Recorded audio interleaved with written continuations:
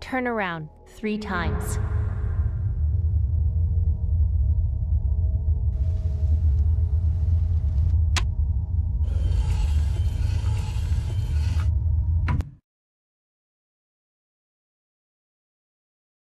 Start shooting.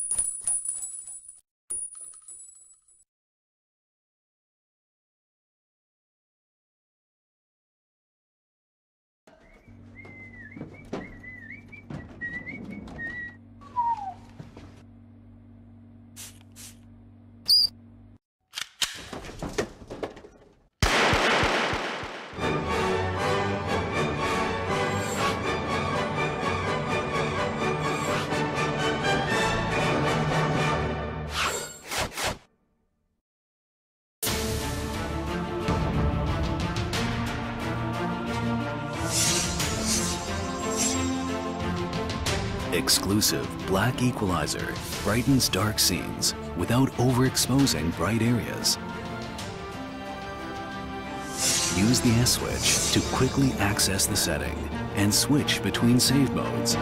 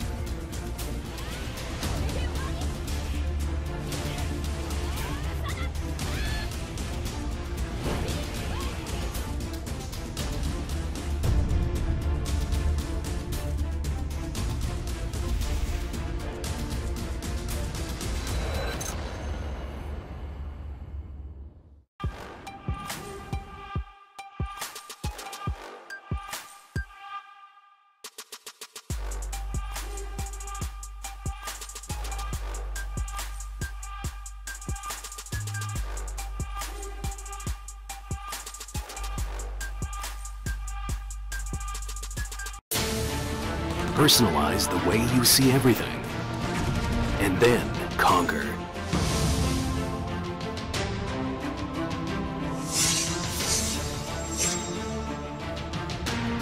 Exclusive black equalizer brightens dark scenes without overexposing bright areas.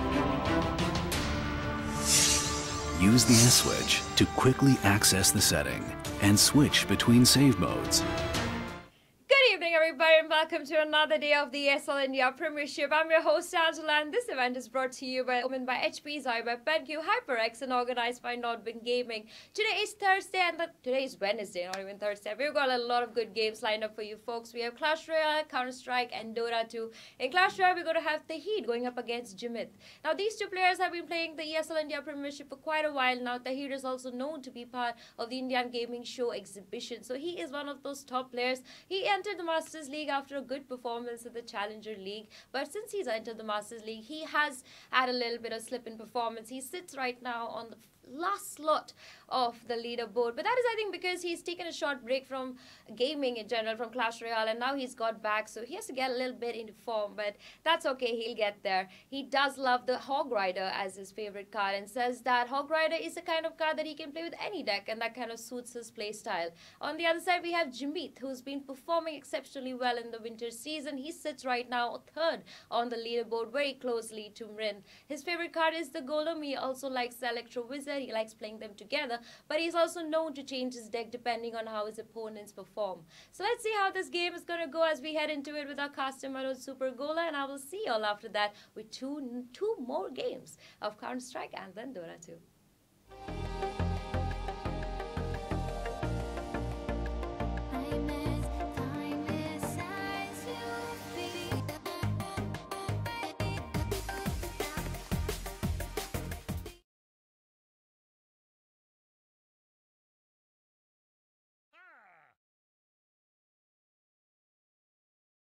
So, okay, ladies and gentlemen, welcome back to ESL India Premiership's daily stream. This is Manoj Super Gola casting for you.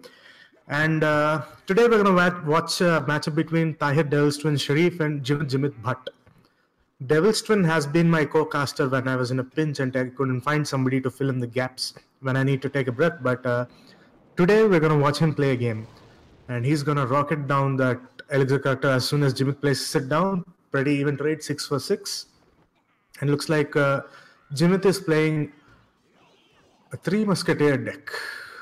You know, it has been pretty successful in the LAN event, but online, not so much. Not really. But Devil's Twin is coming with what kind of deck is it? Is it a chip damage deck? Probably is. He's going to use the rocket and the Hog Rider to chip down as much damage as possible. Like every time he puts down the Hog Rider, if he can get at least two hits off onto the tower, that's a really good trade, because obviously Jimit is going to expend a lot of resources trying to take care of the Hog, and 9 times out of 10 they will not be alive when they reach Devil's Twin Star. I guess that's what he's banking on. A minute 30 seconds left, and we see the first set of 3 Musketeers coming out from Jimit, slowly making their way, get tornaded together for that little bit of damage. And I guess Devil's Twin is going to defend the left with an Executioner, and the right with a Knight who's getting quickly chopped down. And now there's not much defending the tower from the Musketeers except a log. So I guess the Musketeers did get maybe 2 hits off onto the tower on the left, bringing it down to 850 HP thanks to the Goblin Gang as well. 55 seconds left. Elixir Collector comes down, gets immediately rocketed. So an Elixir Collector is technically more valuable in the last moments of the game because of double Elixir.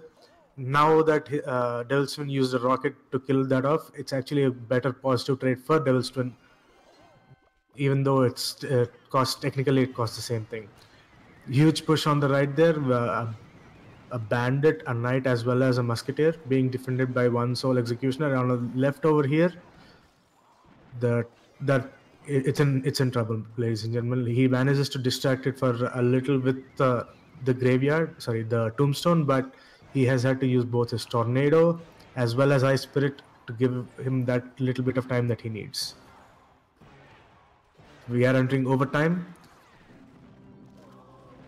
Hog Rider on the left will not even get 1 hit off onto the tower. The only damage that the tower took was from the log. But now how will Devil's Twin defend this? He has to use the rocket somewhere to defend this. If he doesn't do anything quickly, both of his stars are going to go down pretty soon. I mean, one will, and the one on the left, and there we go.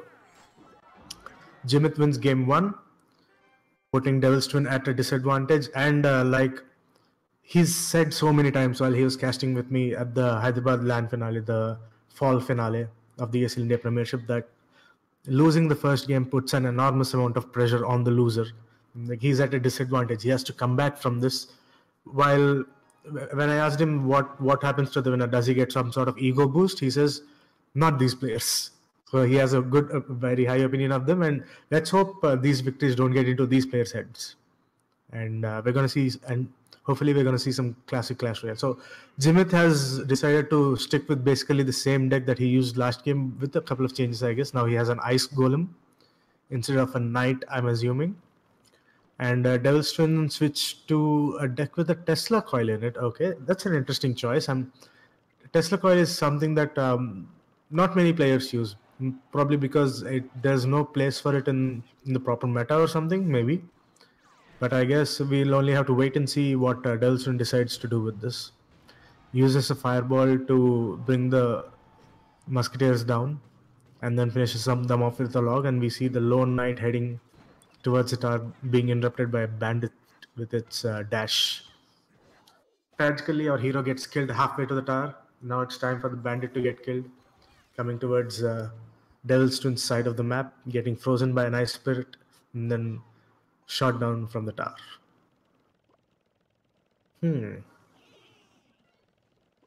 So it is indeed a minor Elixir Carter and 3 Musketeer deck with an Ice Golem and minions as fodder, I'm guessing. Okay, so Devil's Twin is playing a crossbow deck, and it's now, it almost targeted the tower, but now it will. Unfortunately for him, it's only a few seconds of time, but those few seconds are enough to melt the tower. Look at that, 1741 HP in less than 5 seconds. For a card that's a building that gets placed on your side of the map, and you can defend so well by putting units in front of it, that's huge damage, even though it's 6 elixir. So Devil's Twin is waiting for double elixir time to put some more things down, I'm guessing. Are we going to see the second crossbow come out? Yes, it does. And what will Jimit place down to gain aggro? It's an Ice Golem. And then also let's go off the miner to kill the crossbow. He does manage to do that, but then sacrifices a minion horde in the process to Devil's Twin's fireball.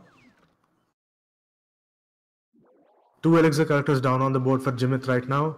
That's going to give him a huge boost. We can expect to see a huge push in the form of a 3 Musketeer drop pretty soon, maybe even an aggressive drop, which I wouldn't really advise, because Devil's Twin has the log and fireball, which would instantly kill him. And now the 3rd elixir character going down on the board, at Devil's Twin just laughing about it because he knows what's coming. Look at that. He's going to get 3 extra elixir every 6 or 7 seconds, and that's going to build up into some insane pushes. We might actually see 6 Musketeers on the board once again, and that's going to be amazing to watch. So the first set of Musketeers is all but dead. One is already dead. The other is getting killed by the fireball and crossbow. And are those minions going to make it to the tower? Yes, they will. But he has a fireball. He has to expend it. He does. A well-placed fireball takes care of the bunch of the incoming push, but does leave 1 minion alive, which did do quite a bit of damage to the tower. And now we see a huge push on the left right there. Miner tanking the whole time for the Musketeer, and the Musketeer is going to bring it down. GG. 2-0 Jimit. Congratulations. So I guess Tahir has given in to the pressure.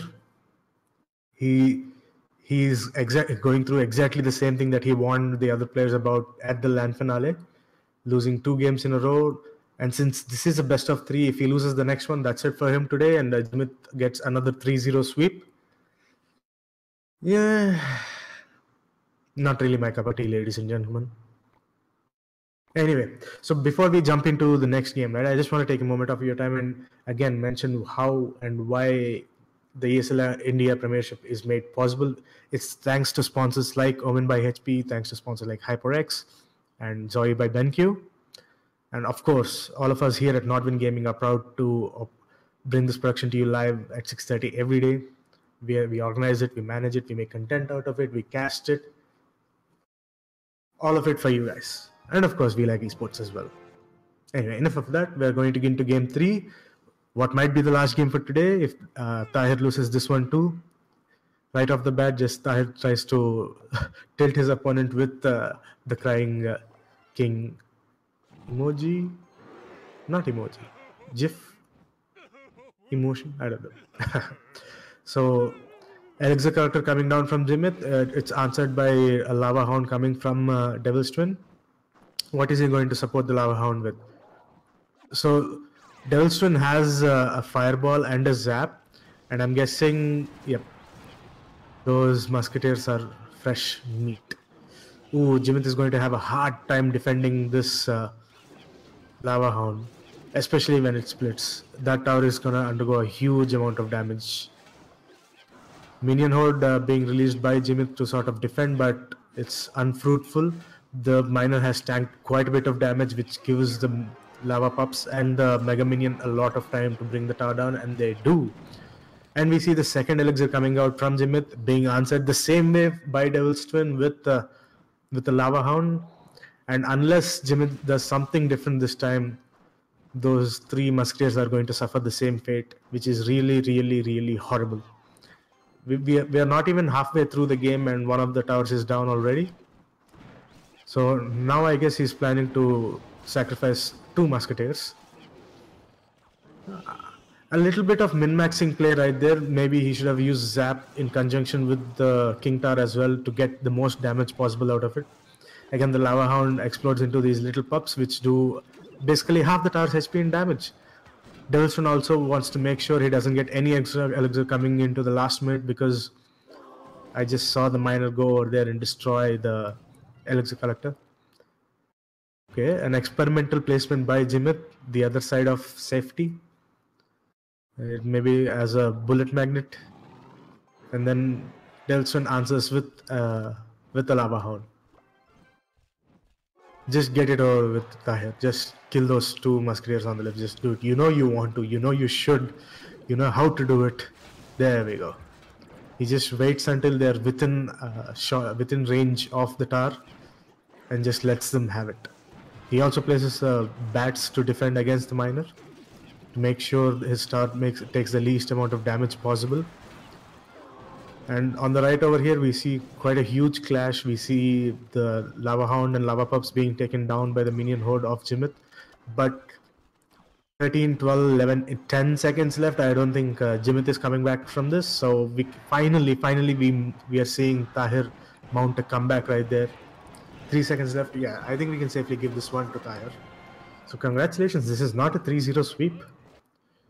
2-1 in favor of Jimit, and we are going to go into game 4, ladies and gentlemen. So this is quite a nice surprise, because the last few games that I've casted, even though it was with Gautami, they were sort of disappointing because there were 3-0 sweeps. Like, who wants to watch that, right? We need struggle, we need fight, we need some action, we need back and forth, we need some comebacks. And speaking of comebacks, I think we should just go into game number 4 and see if Tahir is actually on a comeback. And here we go. Okay, so it's Tahir's turn to use the elixir collector this time versus Jimit's, I'm guessing, a minor poison or a graveyard poison deck. I'm guessing a graveyard poison because he has the ice golem and the cannon cart to be bullet magnets and tanks. No hogs in this deck, I see. Okay, it's a graveyard poison deck with a P.E.K.K.A to boot. Okay, so how is he going to defend against these 3 Musketeers, I wonder? Is he going to wait until they cross the river and then drop a P.E.K.K.A in the middle of them? He is going to use the poison, and they're at a HP where they will die to arrows. Wow.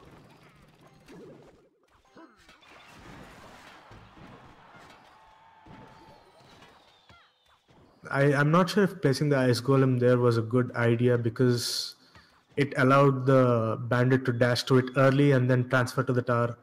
And look what just happened. The tower is now at 1142 HP. So Devil's Twin clearly has the upper hand in this thanks to what might be a couple of misplays from Jimit. But now that he's done it once, maybe we'll see some counterplay coming out. See if Jimit can figure out how to beat Devil's Twin on this. I mean, he has the poison to kill off most of the musketeers. Was that a good decision though? He wants... Like, that graveyard is not really that effective. Like, what did it accomplish? Pretty much nothing. He just managed to distract the musketeers long enough for the poison to kill them, but what has that achieved? Look at what's happening to the tower on the left. It's dying. It's dying. See? It's gone. We've gone to the last 60 seconds of the game, which is time for double elixir, and unless Tahir does something really stupid, like let his tower die in the next 45 seconds, I think he's got this one in the bag. We might just be looking at a 2-2 scoreline with a game 5 after so many days. Yes, so many days, so many matchups. Devil's Twin has sacrificed a lot of HP right there on the left. His tower just went down to 647 HP, which is not good news at all for him. But he's opted to put down another elixir character. He has to do something, dude. He has to do something to defend against this, because that cannon cart and the graveyard will bring the tower down along with these arrows. 9 HP left on the tower. So the bandit did pull off some major matrix moves, but they didn't really help. What is going on, man? Devil's Twin, you had such an amazing start and you couldn't defend a tower. But that was at full HP just for 45 seconds. What is happening?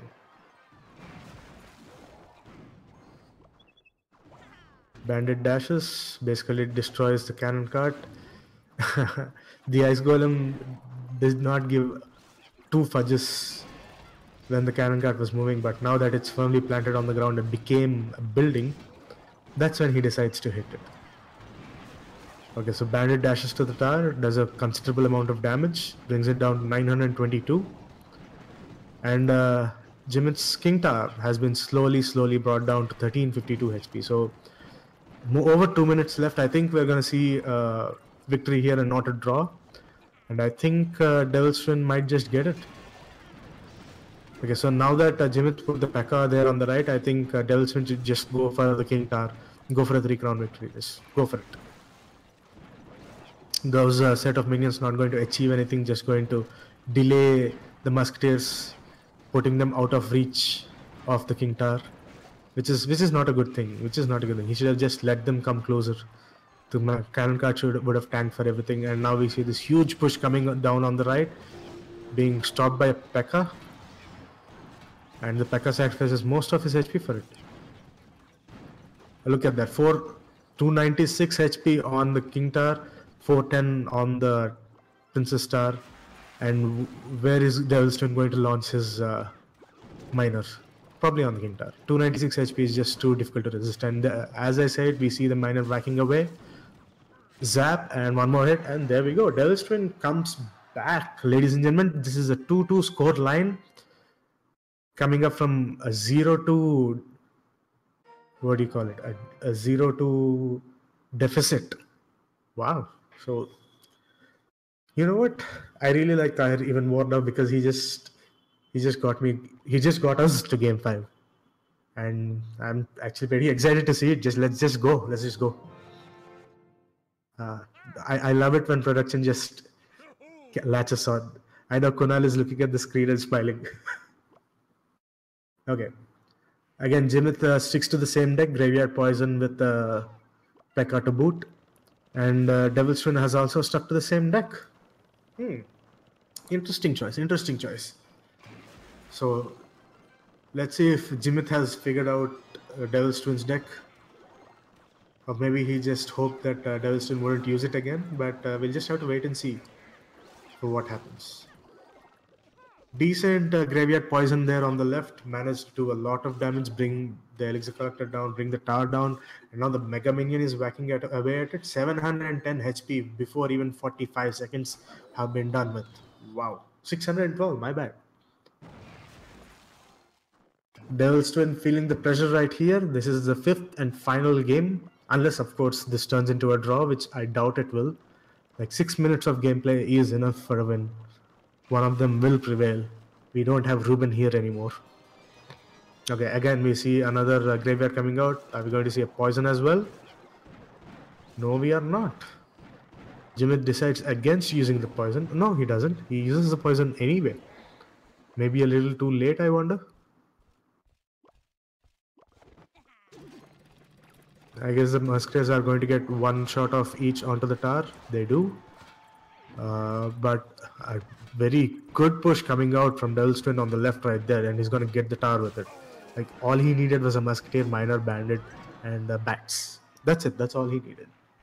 Jimit didn't pay enough attention there. He had the arrows in his hand, but he decided against using it, and he paid the price. Price was a whole tower.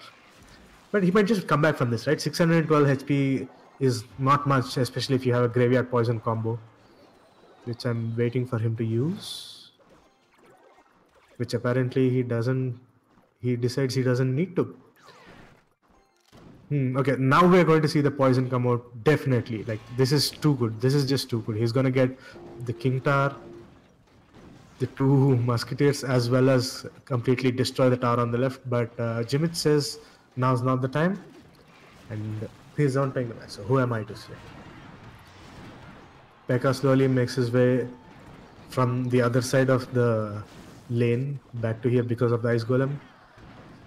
Ooh, Jimit start taking huge chunks of damage thanks to the dash coming out from the Bandit and the Miner and the hits from the Musketeer. That's a lot of damage. I think Devil's Twin's got this. Maybe he should have waited and used the 3 Musketeers aggressively so that they immediately target the tower, but he has a better game plan in mind, I'm assuming. So right now, any small unit he sends there on the left, like those minions, those Ice Golem, are not going to do much because the Musketeers just have too much range and damage, man. They're just going to destroy anything before it gets close to them, unless of course you drop a P.E.K.K.A right on top of them, literally like what he just did. Again, 3 Musketeers coming out. We're going to see a poison. Yes, we are. So how is Devil's Twin planning to defend against this? Because that P.E.K.K.A is definitely going to have a...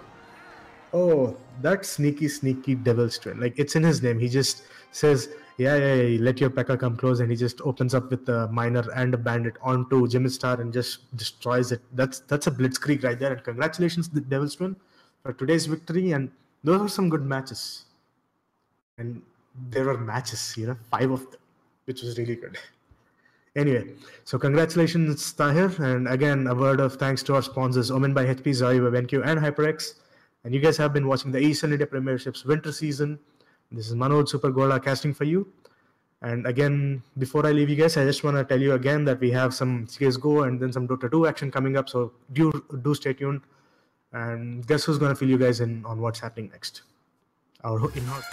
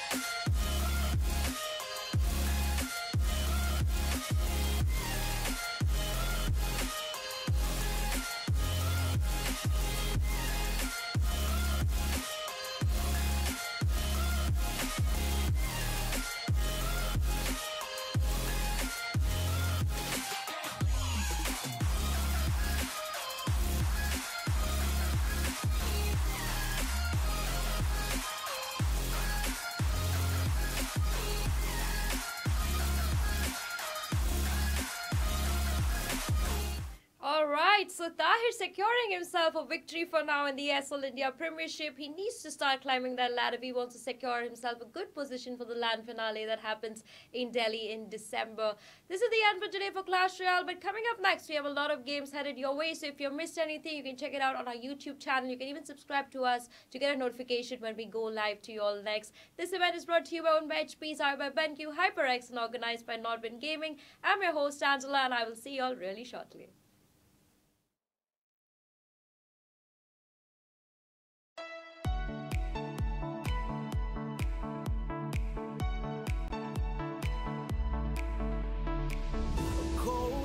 Falling on the ground, long day but we won't back down. One thing playing on our minds, long wait but we won't give up now. You crave the love I gave and we'll do it again. A cold night getting warmer now, the ground shakes as our love gets loud. The champions of the night. We are the champions of the night. Yeah. We are the fighting tide, the ones that burn so bright. We are the champions of the night.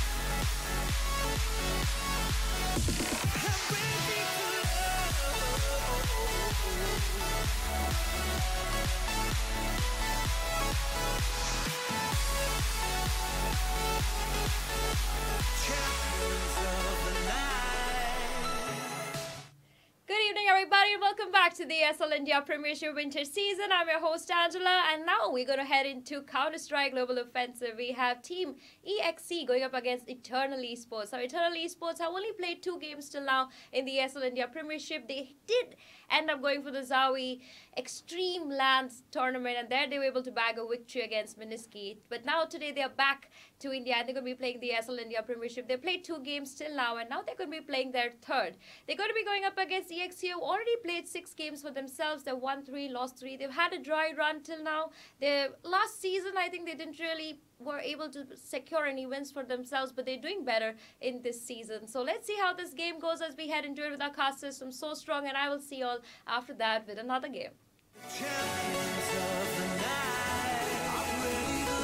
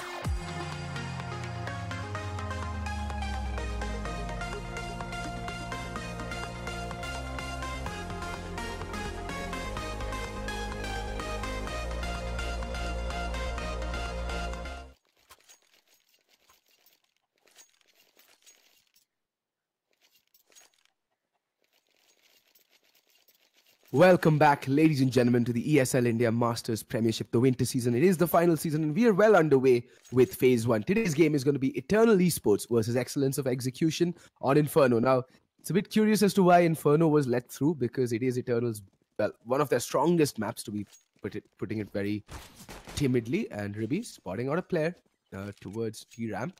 It's a very passive hold coming out from... Oh, okay. Someone seems to have lagged out. There we go. Match has been paused. Let's just see. Someone seems to be suffering from internet issues over towards Eternal, I think. And as soon as it's sorted out, we're going to get back live with the game. So as I was saying, EXE, now letting through Inferno, they must have a plan, because this is Eternal's strongest map, in my opinion. This, along with Overpass, they're fairly strong on this. Only 2EZ Gaming were able to give them a strong fight. Now, this is not including Nasser, because Nasser is a tier above, a cut above the rest of the Indian teams. But 2EZ Gaming has been the only Indian team thus far to be able to give Eternal Esports a run for their money on Inferno.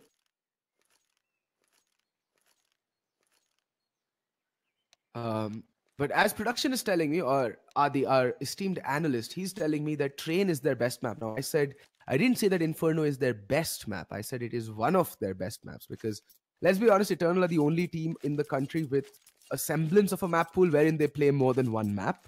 So yeah, Inferno being one of their better maps. And obviously their Insta bans, I think their perma ban is cash, and they have been struggling on Mirage of late. So they might want to revisit Mirage, because it used to be one of their stronger maps as well in the previous phases when they were playing under the moniker of Entity. But then actually, considering the fact that no other team could just match them on sheer firepower on Mirage, was why they were eking out the maps time and time again. It had nothing to do with strats or setups. It just came down to sheer raw firepower. I do apologize if my voice sounds a bit weird. I am horrifically ill. I have a very bad cold. I've been coughing like a TB patient for the past 2 days.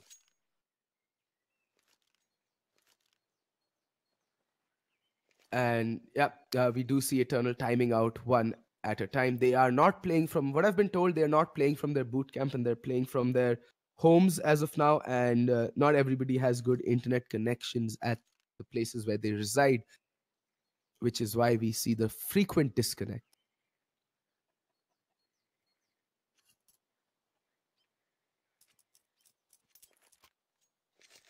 And yeah, so Inferno. Now, a lot of people have started to think that Inferno is a predominantly CT-sided map, just like it was in the previous meta. I don't think so. It has more. I've been saying this quite a few. I've said this quite a few times before as well. It has more to do with keeping your opponent's economy under check than just a pure CT or T-sided map. If on the T side you've got a foothold on your opponent's economy and you never let it build, then you can easily get 9 to 10 rounds on the T side as well. Yes, if you're facing off against a team that is relatively novice or doesn't really know what they're doing and doesn't have good defaults, good executes, good setups on the T side, then yes, it is a predominantly CT-sided map. But then that can be said for any map in the game. If your T sides aren't good and if your communications aren't on point.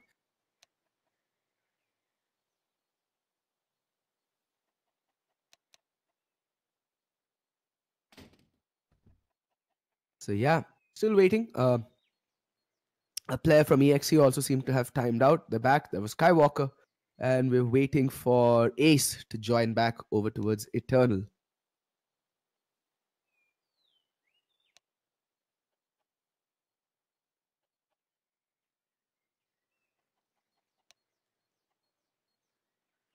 But I'm rather glad to see the emergence of 2EZ Gaming from nowhere. They just came out like a bat out of hell and have been an absolute phenomenon in the Indian CSGO scene. They were the finalists at the Hyderabad LAN that recently got concluded the last month, or last month, beginning of the last month, and they've not looked back since. They've been playing exceptionally well trouncing one opponent after the other.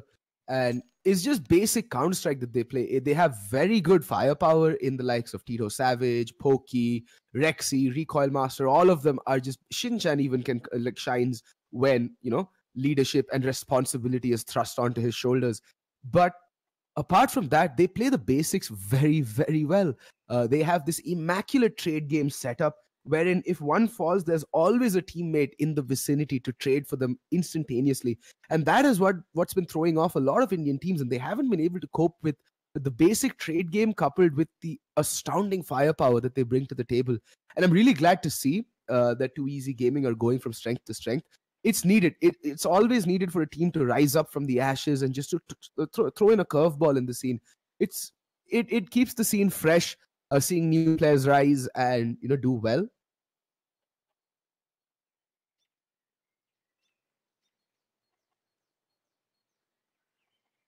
So I'm just glad to see 2EZ, getting the prominence and the fame and the fan following that they deserve. They've really earned our respect and just completely and utterly shut down every opponent that they've faced so far.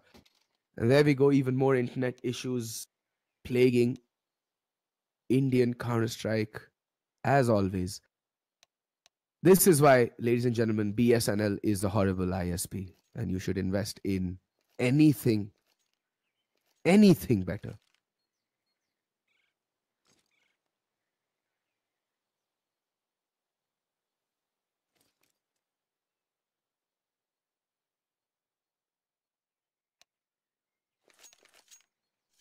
Well, I hope these players join back soon because... Okay, let's talk about Inferno. I really like this map. I won't lie. Inferno is one of my favorite maps to play and cast on. I feel it's very balanced, and I feel that... I feel that it's... The way they've gone about redesigning this map, closing the skybox so you can no longer smoke over from arches towards banana. It offers a lot more depth in terms of strategy on the CT side and allows Ts to actually go for that mid-round banana control. Otherwise, you'd have smokes just constantly being poured until there's just 20 seconds left on the clock. And more or less, you were choked towards mid and alt mid in the old iteration of Inferno. With the closing of the skyboxes and the broadening of the alleyways and the hallways, it affords a lot more dynamism on the T side as well as the CT side, and calls for much better plays and much better strats on both the sides. Now, the role of the rotator is even more important because you cannot be assured of a smoke going down. And the fact that the meta has shifted from the fact that players no longer treat smokes like brick walls, and they've actually started to push with a pop flash. It's called for a lot more dynamic plays, and the player playing the rotator has to be a lot more vigilant. The players playing the A and the B bomb site have to be a lot more on point with their comms. It's just elevated the skill ceiling ever so slightly, and is giving us some brilliant games on this map. And I, for one, am in love with the new Inferno. I hope the new Dust 2 also comes into the active duty pool, and they take away Cobblestone, which I don't like that map at all. And I hope they remove Cobblestone from the active duty pool and rework it a little bit to make it a bit more balanced. Right now, it's just so T-sided, it's not even funny. And yeah, I've played quite a bit on the new Dust 2, and the thing is, they've not really changed it that dynamically, that drastically. It's still the same map. The major changes have been towards A long, as in it's a lot easier for the CTs to hold A long with certain specific setups. Especially the new car area, you can have 3A, not contest long and just post up 3A, one playing from the site, one playing from CT, and one playing from car, and have an airtight crossfire setup over there. And Dust 2 has always been more about the pick and play style rather than just sheer dry executes, because let's be honest, Dust 2 is a played out map and everybody knows, the strats and what you can do. There's just mid to B, A take, A pincer or B pincer. And there's just variance to these strategies on Dust 2. However, with the opening up of long and just generally removal of the fog on that map, it has a lot more longer lines of sights, which actually gives CTs a shade bit of an advantage. Double door is still as painful as always. Like, if you're going to cross without a nade or a smoke, just be prepared to get taken down by a high-level AWPer, or at least tagged. It is still as infuriating as ever, but it is the most iconic part of that map. So I doubt Valve would have been too confident to dabble too many changes in that area. But it is what it is, and for all intents and purposes, it is an improvement over the previous Dust 2, in my opinion. And I really enjoy playing on it, but not as much as New Inferno. Inferno is Bay, Inferno is love, Inferno is life. But yeah, we'll be cutting to a quick break because it seems like there's still a little while till the final player joins. So we'll be back in a very short time as soon as the game goes underway. Don't go anywhere, folks. Stay tuned and we'll be right back.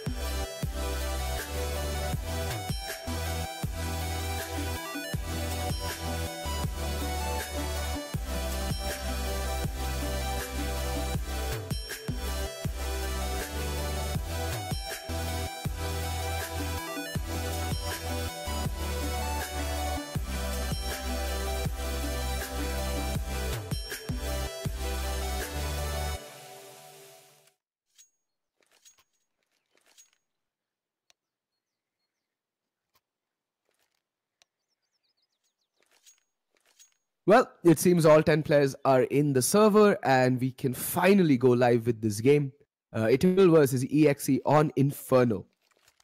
So, well, we've had a lot of downtime even before the match gets started, and now we can get underway. Ace taking one for the team, getting the kit and 2 flashbangs.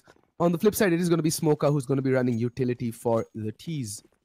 3-man presence towards Banana early on. That's a nice flash to allow his teammates to peek. And it is going to be A-Star and Excali facing towards Banana. But no one's really peeking from EXE. They're wary of the early nade, even in the pistol round.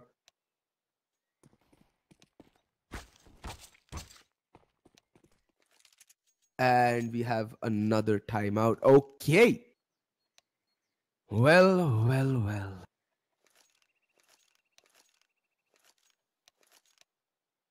Let's just say that never ever invest in BSNL because it seems Hunter has timed out, and my god, this is proving to take. We haven't even had the first round and we've had what, 10 minutes of downtime. This is getting a bit comical to say the least, but yeah, it is what it is. Internet has been one of the biggest drawbacks and hindrances to the advancements of esports in the country. Like, it is one of the most essential things for esports to thrive is stable and good internet, which is what most people in the country are deprived of. And like, think about it, Eternal are a team exclusively from Mumbai, and if they have such triggering network issues, imagine what people from tier 2 cities, like, you know, tier 2 or tier 3 cities even, would have to face in terms of poor network connection. But all right, Teams Hunter is back and we will be going live very, very soon. Hopefully this time, no one lags out and we can have a full proper pistol round without any more breaks. Right, I like pistol, like the previous time. It's going to be Ace with the kit and the 2 flashbangs, Smoker, the utility man. Everyone else, armor, pistols across the board. That's a really nice pop flash, by the way. You should learn it for those wanting to aggress Banana in the pistol round. Mercy getting spotted out. Excali taking 10 points of damage, but it's a double peek. Ek needs to be careful here, Mercy. And we do have A-Star trying to peek towards mid. Hunter and Excali manning the fort towards Banana, where 4 players have bunched up towards teammate, and it looks like it is going to be a Banana hit, and they should fall back. Excali, in the meantime, does pick up 1 kill, and he's going to stay here for more. Oh, jumping headshot. What was that from Skywalker? Channeling his inner Kobe Bryant, but there we go. The B bomb site more or less bereft. A-Star has rotated over. He's going to take a lot of shots and completely clotheslines FoxF. He's going to try to make his way towards safety, and Skywalker will fall as well. It's down to a 3v2. The bomb has gone down, but Ace with the kit is still alive and kicking. The rotation is coming in from Ribby, from Banana, and Ace might have timed out because he's just stuck in Speedway or towards Arches. So for all intents and purposes, it's going to be a 2v2, but Mercy gets one, but A-Star cleans out the pack. A juicy little 4K for him to clutch out the pistol round, and there's enough time on the bomb timer to stick the 10-second defuse. All right, A-Star pulling out all the stops, 4K on the pistol round, and yeah, as expected, it was Ace who had timed out, but yeah, A-Star going huge in that pistol round.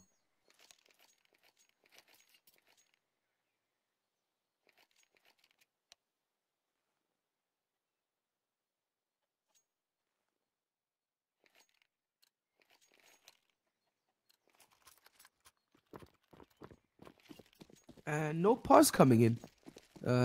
All right, okay. Ace seems to have made it in time.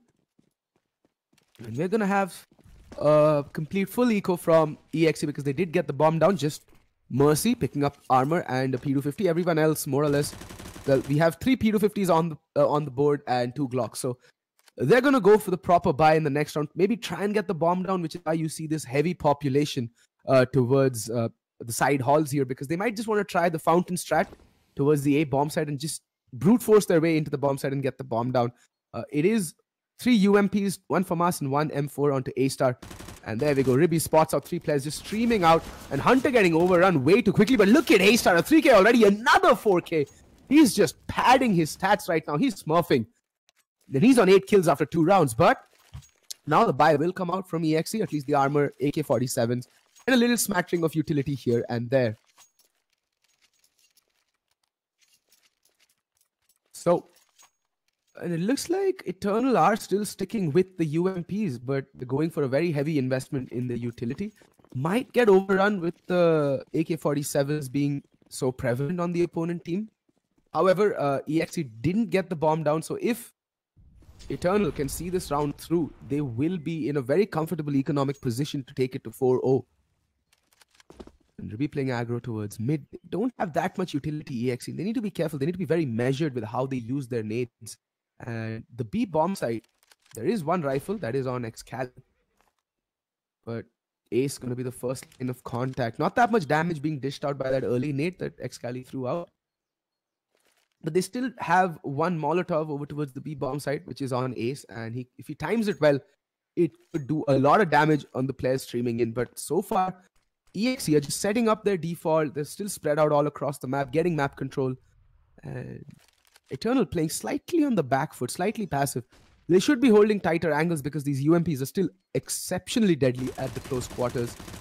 And there we see Hunter just emptying a clip, trying to spam the window, which is spammable, by the way, for those of you who didn't know. They start again from pit.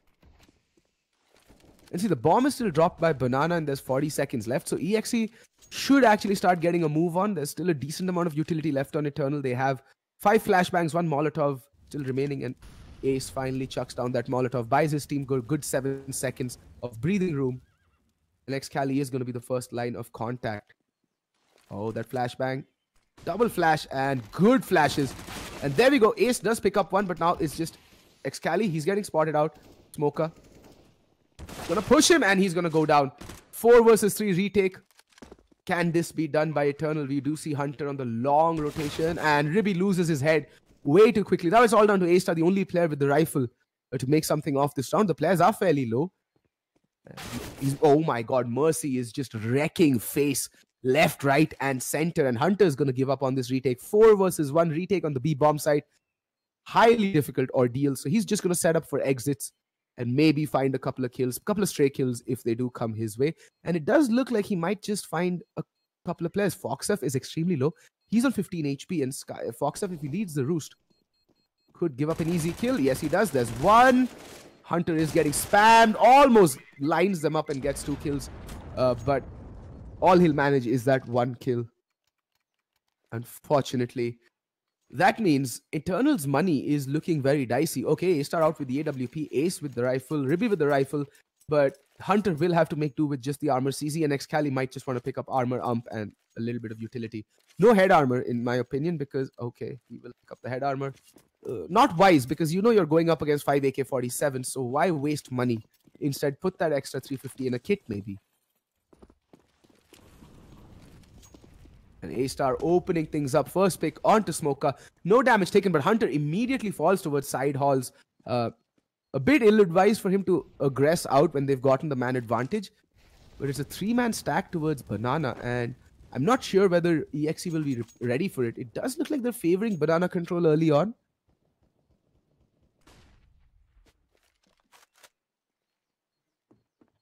Ace has rotated over towards Library.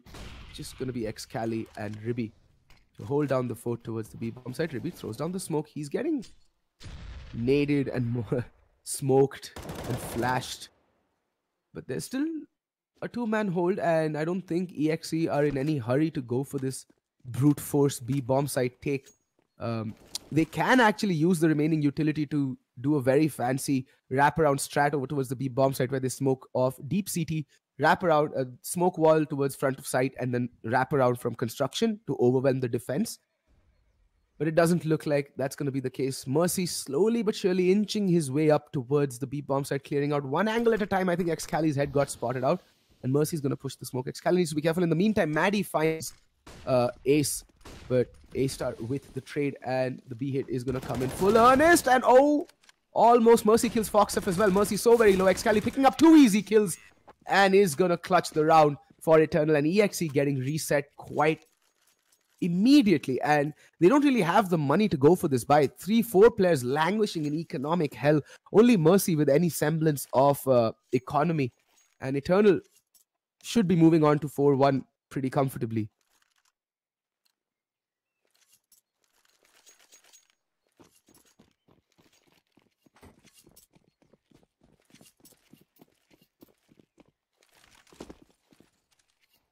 Alright, A-Star with the AWP yet again. A lot of presence towards alt mid, and they should be hearing this. A-Star needs to be careful. Gets the first kill, should fall back. Can get overrun by the pistols, and that's exactly what happens. But there is support over from Ribby with Daddy's little trust fund gun, the MP9. And there's Hunter on the flank, and Ribby just cleans out shop. Recovers the AWP as well. 4 kills for Ribby there. He just made some serious bank in that previous round. And now EXE will be coming out with the buy, but it's going to be a very neutered buy in terms of the utility. Like, you can already see Skywalker down to $0, just the armor, the AK-47. Fox have 1 smoke, 1 flashbang. Mercy, just the 1 smoke and smoke nothing. They have no utility. This is going to be a really difficult time for EXE to actually make their way into the bomb site. If they're going to go on aim duels against the likes of Eternal, they've got another thing coming. And look at that. Heavy presence towards the B bomb side. Mercy getting spotted out. Excali deciding against the aggression, then re-peeks out just a little while later, gets the kill, no trade coming in. And Hunter going to aggress out that deep smoke down. Upgrades to the AK-47. Easy upgrade, but A-Star needs to be careful. There's no one watching his back, and there's a player right around the corner, that's Smoker, on the edge of the smoke. And A-Star realizing perfect timing from him. Will throw down the Molotov to buy himself an escape route. And we will see Hunter rotate from the B to the A bomb site.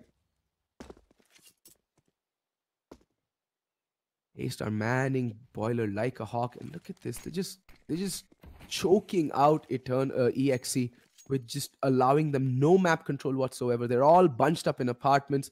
They have, oh, Skywalker, accidental left click there. That should give A-Star the indication as to where the teams are going to be coming from. Needs to just focus on Boiler. He does have Hunter marking his mid for him. And oh, nice flashbang. Spots out Maddie. Hunter, wild spray down. Unable to connect with it, but he's going to re-peek out again. Gets one, almost gets two. But A-Star now focusing over towards Arches, getting flashed. Needs to be careful. Re-peeks out. Doesn't spot out the player. Flicks. But in the meantime, Ribby has fallen to Smoker. And A-Star does go down. It's a 2v2 retake situation. Excali does have bomb control. Ribby finds Smoker. Ace finds Smoker. And Ace finds Maddie. And that is just clinical from Eternal. Yes, they do lose 3 players. But at this point, given EXE's economic condition and the fact that Ace landed 2 kills with a UMP, they're doing very well. 5-1 is the score. And Eternal are just in full cruise control.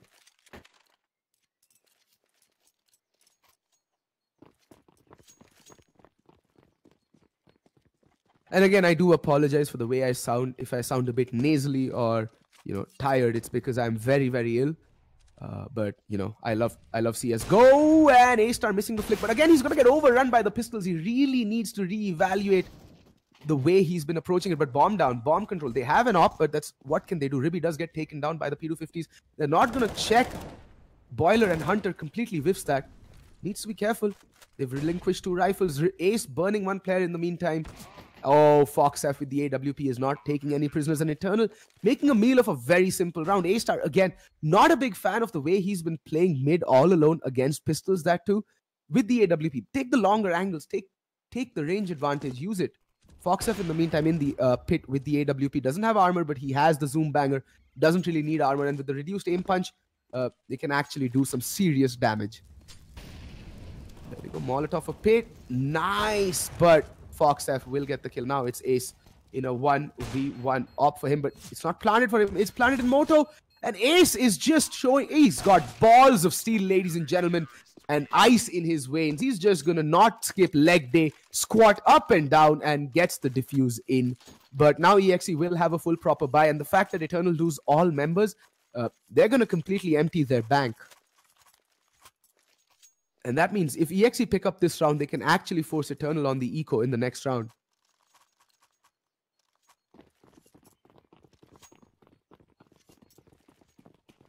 That is why you don't skip leg day, what Ace did in that previous round. Just squats for days and gets the kills and gets the defuse as well.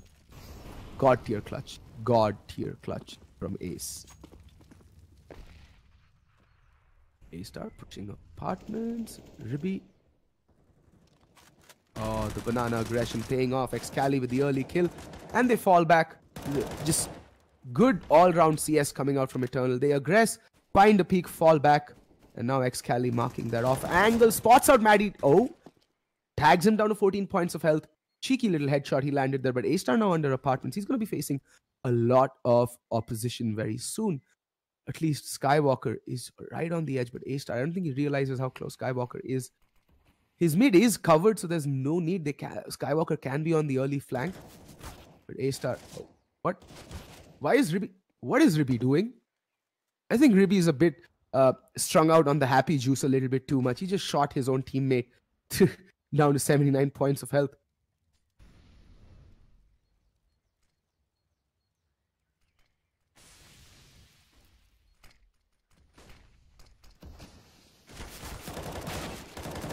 A-Star. This lack of communication, that's all this is. Just complete and utter failure of communication coming in from Eternal. Not really giving proper calls, and they're getting overwhelmed. But Ace picks up 2 quick kills, and Maddie is so very low, and the rotation is going to come in. It's a 2v4, 2v3 retake. There are 2 kits still, one on Excali, one on Ace. They needn't be worried. And the post plants are pretty dire, and Fox have already been taken down to 12 HP. That Molotov is going to force him off or burn him alive, either one of the two. And they're going to get bunched up, and there we go. Ace gets 1, but there's the trade coming in. But Maddie is so very low that he's going to go down to Excali, no problem. Kits there on Excali. He's going to stick the defuse, and EXE. They do have max loss bonus and a lot of money. In fact, their money is better than Eternals right now. So they can buy into this round, no problem.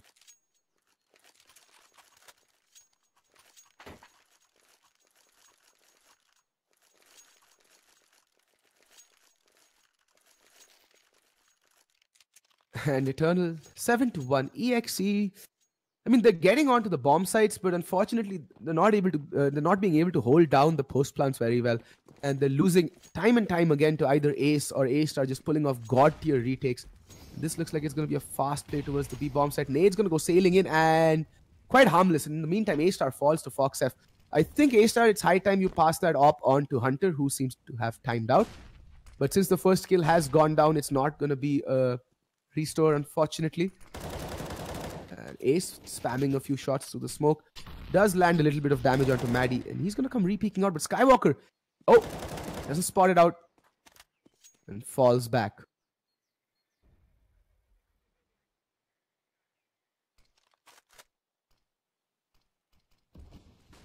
And it looks like it's going to be a B hit. Flashbang out. It's going to be a good flashbang. They're going to fall back, and Excali is going to throw down the Molotov just to delay the push even further.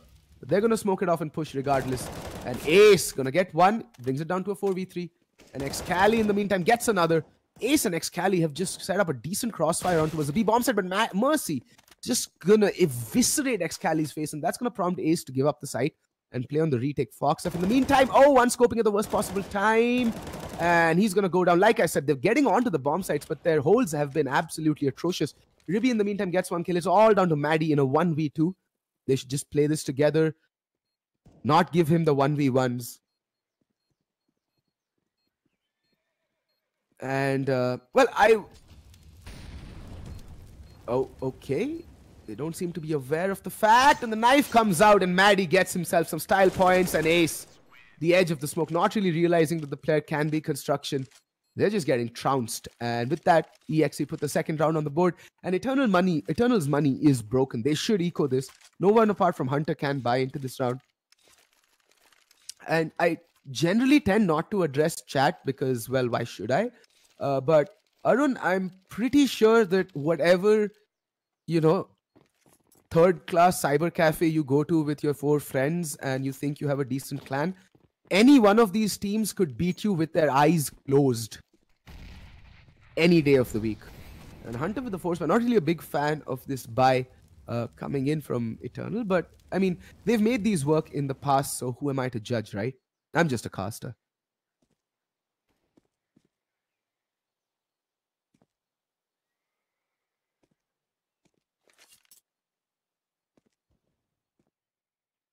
Just the one player, that's Hunter, over towards the B bomb site, and there's 3 players.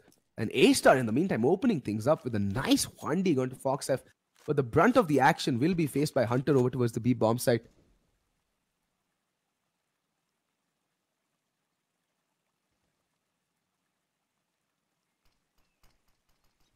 And Hunter needs to hold down the fort rather strongly. Gets one kill, spots out Maddie, gets another as well.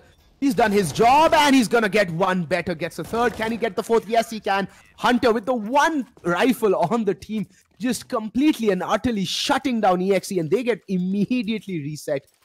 And wow, Eternal, they're called the best team in the country for a reason. And that, ladies and gentlemen, is that reason.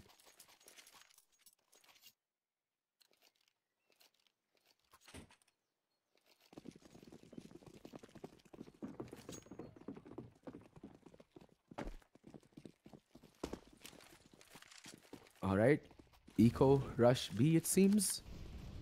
And Ribby, it's the opening kill. He's pushed up late. He's just laying down the spray down, and then A-Star and Foxy, which is going to go and mop up the rest of the kills.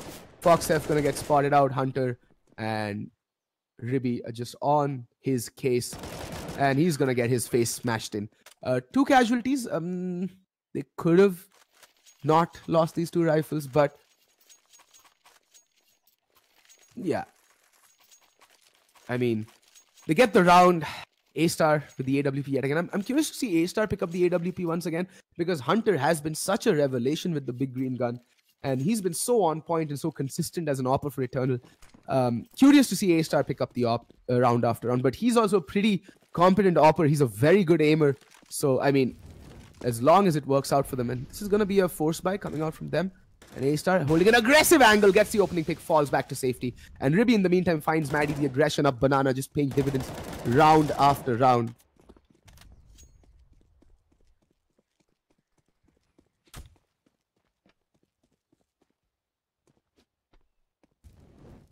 All right, aggression up apartments. Mercy getting really put down low. And look at that. The B push just gets mowed down by Skywalker. 2 kills back to back. And that's the B bomb site ripe for the taking. And in the blink of an eye, what was a man advantage has now been turned on its head.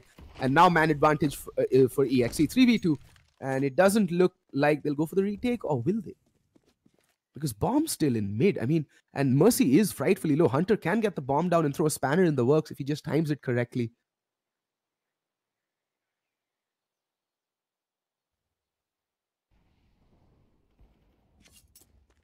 All right, now it's all down to Hunter again. 1v3. They should hear him coming up from Banana.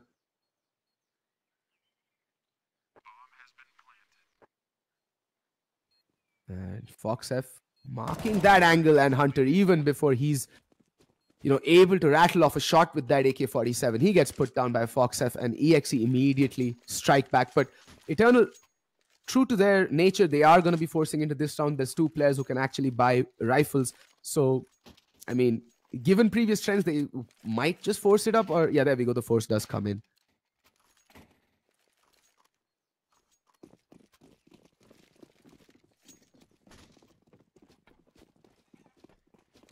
And op out onto Ribby. So this is the thing with Eternal. Like, they have 5 people who can actually wield the op with some decent proficiency. Ribby being, in my opinion, their least proficient opper, but I think he did have the spawn. So they opted that he go for the AWP. But I'd rather, in my order of preference for oppers would be Hunter, A-Star, Excali occupying the 2nd spot, then Ace, and then Ribby.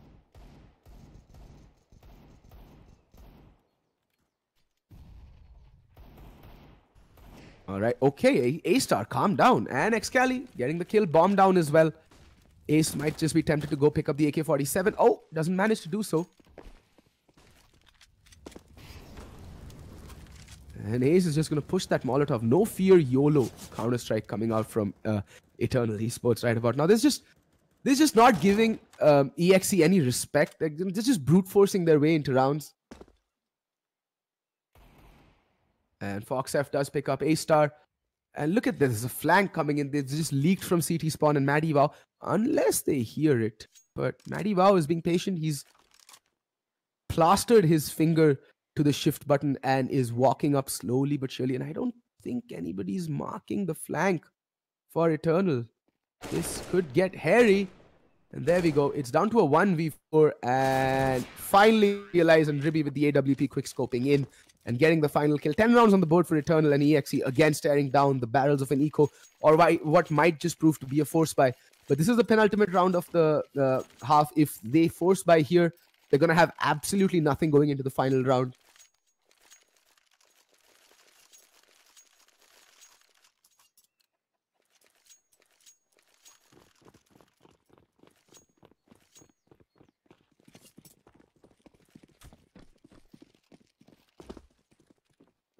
And Hunter aggressing towards alt mid. Needs to be careful. He's been punished for his aggression in apartments time and time again. And Excali already taking a lot of damage. He's down to 58 points of health. But Ribby will open things up. Gets the first kill onto Mercy. Ribby trying to bait out a shot, but I think, oh, A-Star with the ultimate insult weapon. The XM. The auto sniper. And Ribby picks up a second for the round. FoxF biting the dust. Oh, Ace. Juicy one tap. What a juicy one tap. And Maddie, wow, just holding the line. He's the last player surviving with the P250. Not much he can do here. Excali is going to come peeking around the corner and just decapitates him. That 5.56 round went through Maddie Wow's face like a hot knife through butter.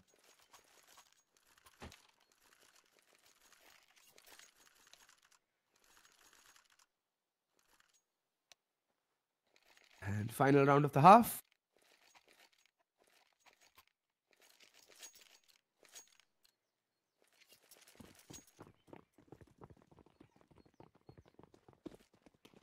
And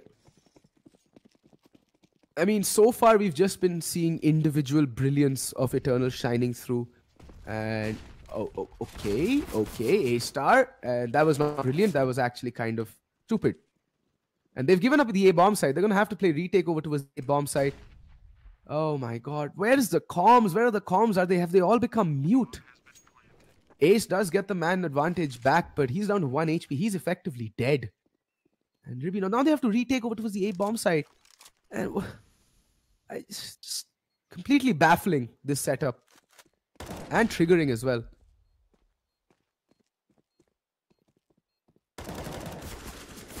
There we go. Excali falls to FoxF. And Ribby dies as well. Hunter seems to have timed out. Ace with 1 HP will go down. And Hunter, counting the moments till he just disappears from this map, he seems to have timed out.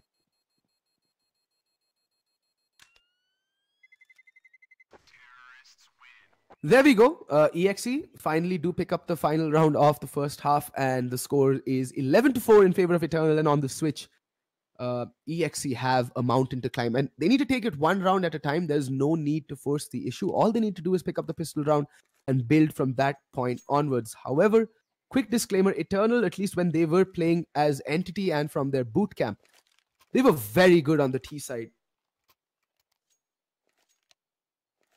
They were very, very good on the T side. And they do show some tremendous team play. Finally, Hunter has joined the server.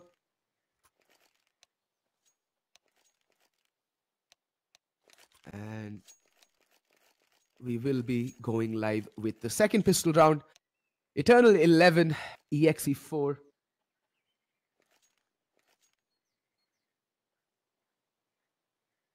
And hopefully we see more team play coming out from Eternal on their T side. They were very good. They actually took Nasser back then in the first ever game of 2017's ESL Masters Premiership.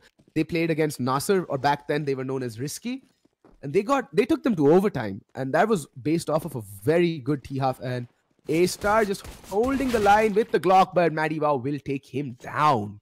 And that's the early man advantage that EXE were looking for. They're going to fall back and just rest on their laurels. In the meantime, Ace seems to have timed out. Oh my god.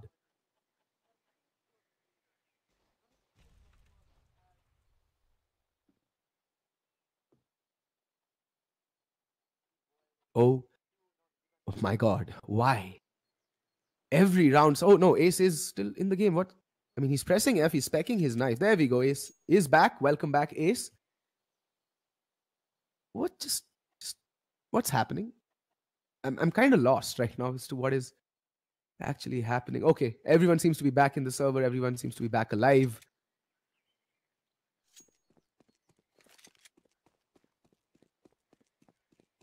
In the meantime, Hunter going to be peeking out towards mid. Needs to be careful. There is a very heavy stack towards the A-bomb site, and Hunter is slowly but surely making his way. FoxF with the immediate trade though. Hunter. Actually, FoxF finds 2. Hunter going down along with Ribby. That leaves it in a 2v4. And Ace.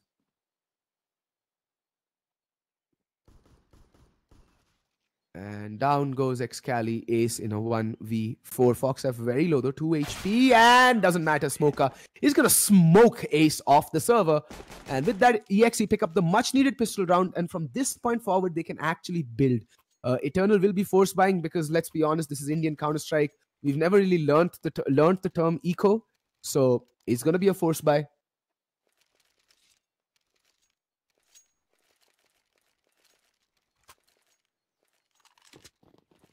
And so far, Eternal really need to pull up their socks. Their comms have looked atrocious.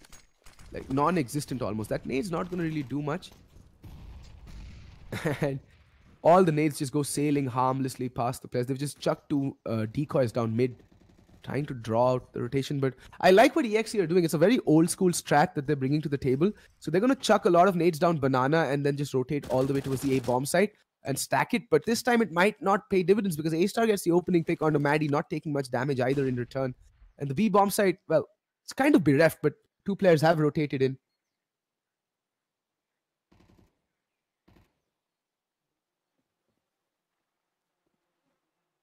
Mercy manning the fort. A-Star does have the ump to work with, but they are rotating back to the A-bomb site, just leaving A-Star here for good measure with the CZ. Does he not realize he has the ump? There we go. I think he'll finally pick out the ump.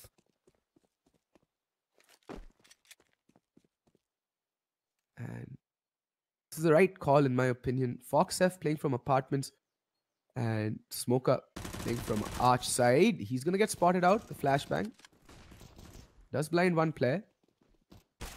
Fox F and Pit getting picked apart, just completely riddled with bullets by A-Star. And they know where Smoker is, and he's not going to be able to do anything. And now it's a 2v5 retake on the A bomb side. Post plants are decent. And okay, then Skywalker is going to spot out one player crossing over to Pit.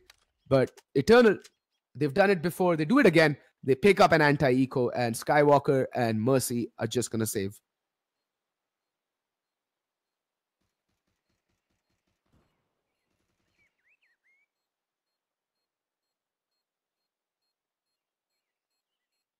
But yeah, this is why Indian teams insist on forcing it up. And actually, they're on the T side, so it is a much more forgiving economy on the T side, so you can force it up. But the fact of the matter is, when you're playing up against, better teams and more dangerous teams, and Ace times out and dies, A-Star just dies to Mercy at the end of it. But, such is life. I think Ace has timed out.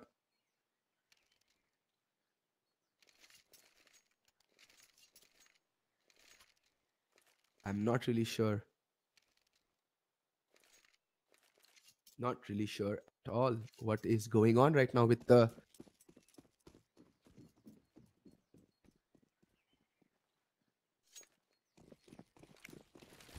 internet. All right, Fox F, ill-advised aggression, does get taken down. Excali needs to be careful. There's 4 players over towards Banana. He's going to come pushing in, and Skywalker with the early kill. And that nade's going to go sailing in, though, and does a ton of damage. But Hunter finds, Ace and Hunter finds 2 other players. And it's a 3v2 in the blink of an eye. But Hunter is on 3 HP. They should just be moving in towards the A bomb site and securing it.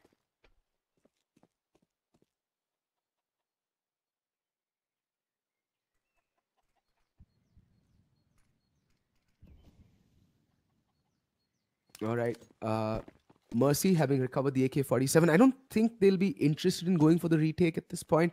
They might just want to save. But given the fact that Hunter is so very low, they might want to set up for some exits. But again, Eternal, decent post plants. Hunter, on his last breath, he is hemorrhaging internally. And A-Star just rattles off a few warning shots. Molotov going down. And yeah, they're just setting up for exits. They're not really interested in going for the retake. It's going to be very difficult to go for this retake because it's a 2v3. They don't have a kit. They've already wasted so much time. So might as well hedge your bets, go for the exits, and see what can be done. Ribby and A-Star should survive this. There we go. Barely, but oh, well, Ribby doesn't. Oh, sorry, A-Star doesn't. Ribby does.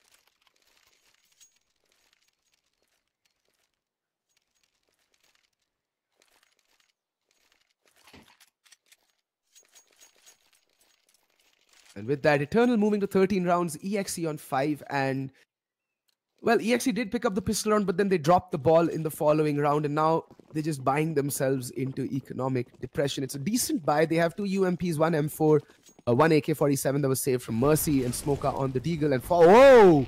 All right, Hiroshima towards Banana, and they just get obliterated extremely quickly.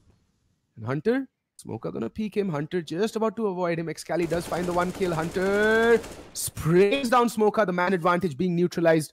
But the HP still in the favor of EXE.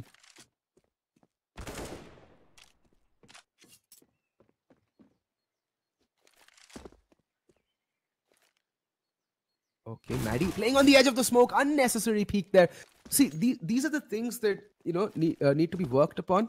There was an unnecessary peek. There was no reason to go for that peek because there's no trade potential coming in. You're already a man down. And pushing the smoke like when you know that there might be 2 or more players just staring you down is ill-advised. And now it's going to come down to Mercy in a 1v3 with an AK-47. And he's just not even going to make it even catch sight because Ace has turned on his walls and he's just going to spray him down through the smoke. And with that, Eternal move up to 14 rounds.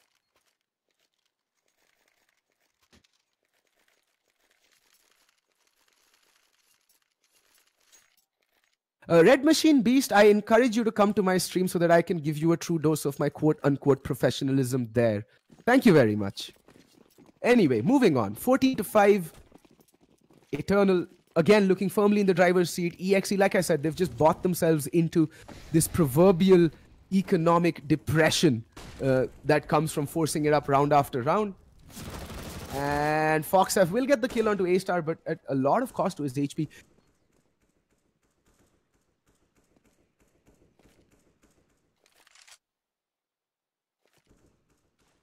But it looks like, yep, after the man advantage, EXE have taken their foot off the pedal and have decided to play a bit more passively. Is the right call.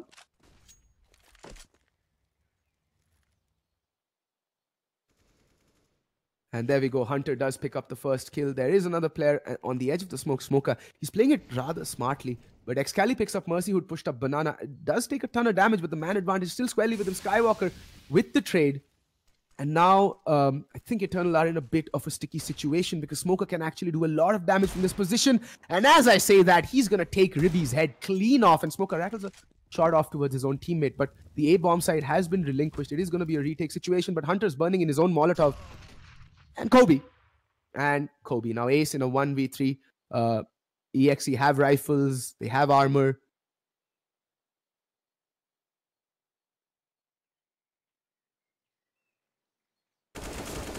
There we go. Ace does pick up 1 kill, but 19 HP and Skywalker. Immediate trade coming in.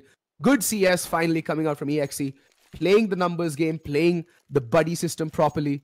But Eternal have enough stored away in the kitty to go with another, well, decent buy. Excali and Ribby and Hunter will be able to full buy. A-Star will have to settle with the armor and the P250. And Ace, nothing but armor, AK, and the smoke.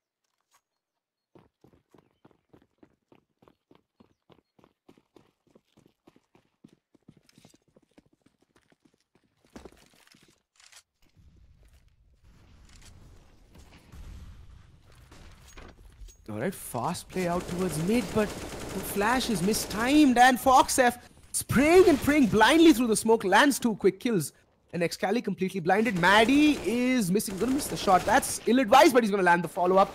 But Ace is gonna jump his way into Maddie Wow's face and take him down. Skywalker poised primely to get the kill. And Ace gonna peek out and go down. He's the last remaining survivor. And with that, EXE move on to 7 rounds, and Eternal might finally have to eco. Yeah, they'll have to eco. They're going to be on the 3rd round loss bonus. That's $2,400. So that's enough money for them to go in with a full proper buy in the next round. Not really sure why A-Star invests in that P250 because $2,400. He's going to be on $4,100 in the next round. So that means he's going to have armor, helmet, AK-47, and either 1 smoke or 2 flashes. Same with Ace. He unnecessarily buying down money. I don't get these teams anymore.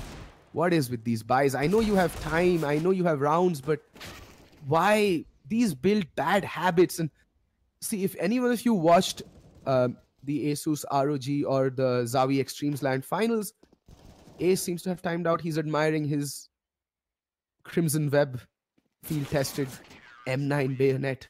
But see, these build bad habits. If you're going to be forcing against lesser opponents, they build habits, they build trends, and that's what happened. They force bought their way into oblivion on train against Boot Dreamscape in the Zawi Extremes Land finals, and it cost them the map. They were leading. All they had to do was go on 2 ecos, then go out with a full proper buy. But on the CT side, they kept forcing it up, and Boot just had a field day from that point onwards. It was the first map. Had they won that, they would have qualified for the they would have qualified out of their groups.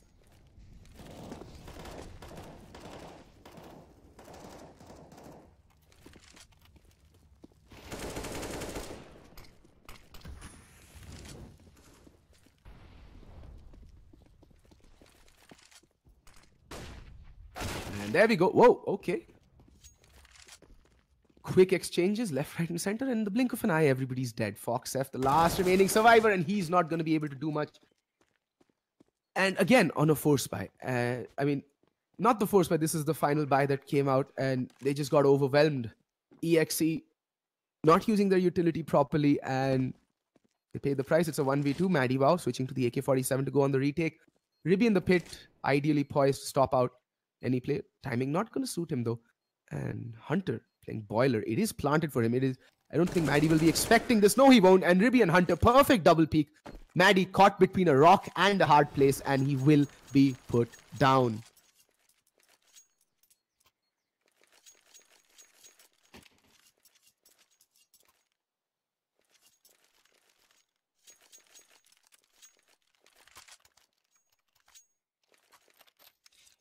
All right. Eternal moving on to match and map point. EXC languishing with just 8 rounds. And right about now, they need a miracle. And that miracle is not gonna come if you're gonna push up mid like that and just give up your lives. Ill-advised aggression. And there we go. Excali and A-Star. A-Star and Hunter just gonna clean out the rest of the team. That's gonna leave Smoker and his beautiful stat track M4A4 Howl. Feel bad for the Howl, man. Beautiful gun. But he's going to be left alone. Someone please tell him it's the final round and he can't really save. But I think he's going to try and isolate as many 1v1s as possible. But the thing is, I'm not entirely certain Eternal will give him that. Excali, in the meantime, very cavalier, very brave. And he's going to die. Red Machine, you've spelt brothers wrong. Please go back to school. Stop trolling YouTube. And with that, Eternal clinch out a fairly straightforward game at the end, 16-8, and Eternal goes marching on. They're back, ladies and gentlemen, the best team in the country, and they are here to announce their return. All right, that's it for today's game. I hope you guys had fun. Please do drop a like and drop a subscribe over to ESL India. They're doing a phenomenal job of promoting esports in the country, and I'll be back here tomorrow, same time, same place, with more fantastic and riveting Counter-Strike action. This is Fet signing off. Have a great evening, folks.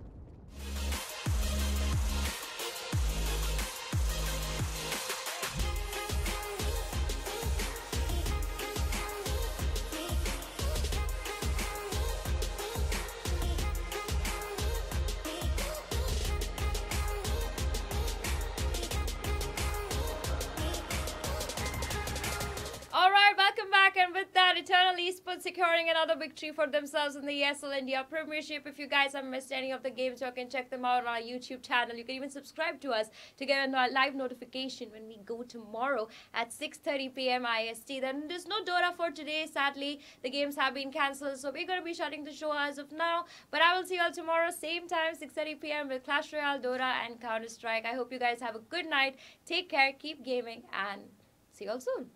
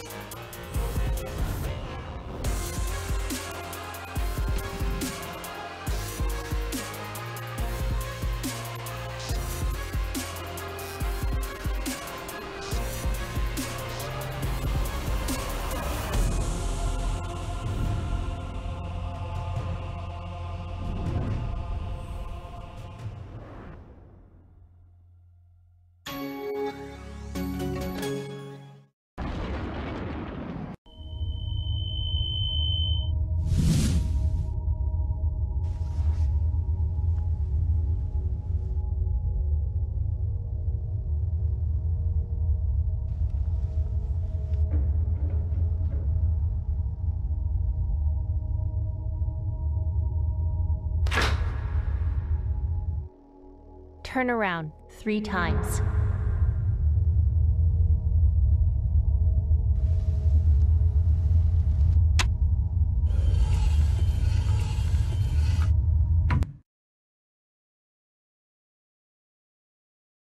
Start shooting.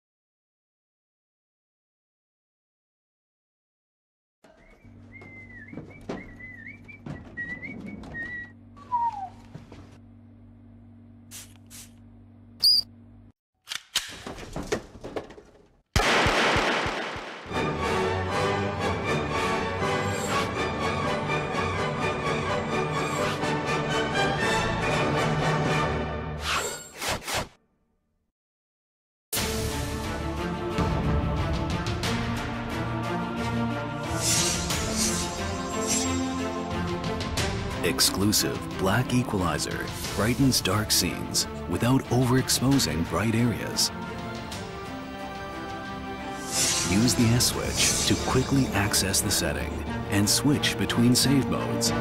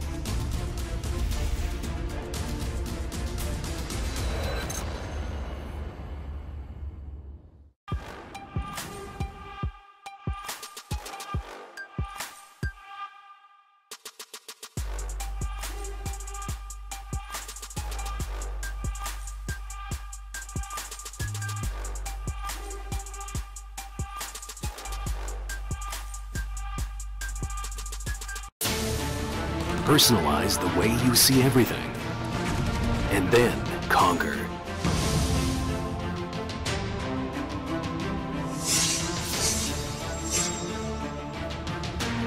Exclusive black equalizer brightens dark scenes without overexposing bright areas. Use the S switch to quickly access the setting and switch between save modes. Adjust the angle effortlessly for maximum comfort.